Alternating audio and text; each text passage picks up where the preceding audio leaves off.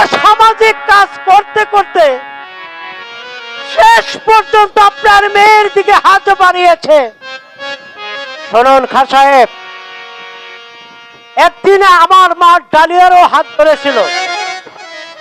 মান ইজ্জতের জন্য সমাজে কারোর সাথে বিচার চাইতে পারিনি। এত বড় স্পর্ধা ওই নেশার মন্ডলের ছেলে আমার মেয়ের দিকে কুদৃষ্টি দিয়েছে। আর একবার আমি ময়নাকে ডেকে জিজ্ঞাসা করে দেখি, যদি সত্য হয় ওই নেশার মন্ডল এবং নেশার মন্ডলের ছেলেকে দুনিয়ার মুখ থেকে আমি চিরতরে সরিয়ে দেব। আপনার মেয়ের কাছে আপনি সব জানতে পারবেন। ময়না, এই ময়না, এখানে হয়তো আমায় ডেকেছে বাবা? হ্যাঁ, কি যেন ডেকেছে আব্বু?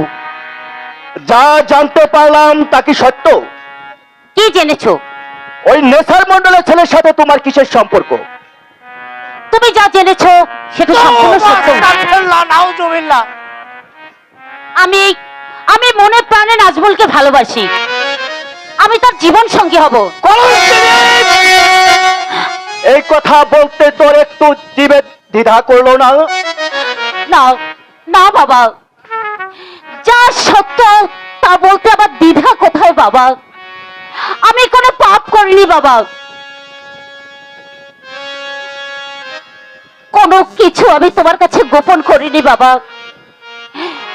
আমি নাজমুলকে মনে প্রাণে ভালোবাসি। সে আমার জীবন রক্ষা করেছে বাবা।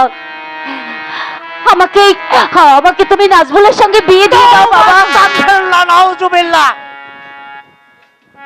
তুই এত নিচে নেমেছিস আমি কল্পনাও করতে পারিনি। তুই আমার উঁচু মাথা নিচু করবি, আতফের মেয়ে হয়ে সামান্য একটা ভিখারির বাচ্চার সাথে তুই সম্পর্ক করেছিস? না না না না, এ আমি আর বলতে পারছি না। তুই আমার একমাত্র মেয়ে, ওকে নিয়ে আমি আশা আকাশ কুসুম কল্পনা করেছিলাম। আমার আশার স্বপ্ন ভেঙে তুই খান খান করে দিলি। বাবা, আমি তো কোনো অন্যায় করিনি বাবা। মানুষ মানুষকে ভালোবাসবেই, এটাই তো ধর্ম বাবা। আর আর নাজমুলকে রাস্তার ভিখারি বলছো? রাস্তার ভিখারি কি মানুষ নয় বাবা? ওরা কি আদমের সৃষ্টি নয়?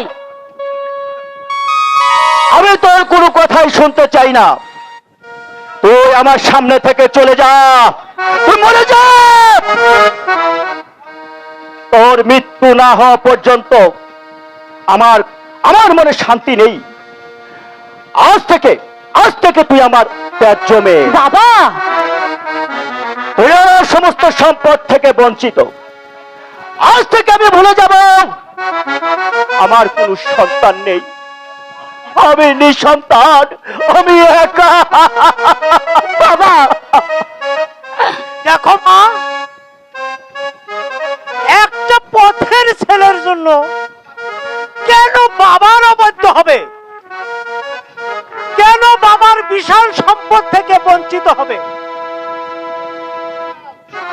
ওই কুচরিত্র ছেলের কথা তুমি ভুলে যাও। তুমি চুপ করো মুন্সি। আমি তোমাকে ভালোভাবে জানি। তুমি আমার পথের কাঁটা হয়ে দাঁড়িয়েছো। আমি নাজমুলের জীবন থেকে কেটে পড়লে তোমার মেয়েকে ওই নাজমুলের গলায় ঝুলিয়ে দিতে পারো।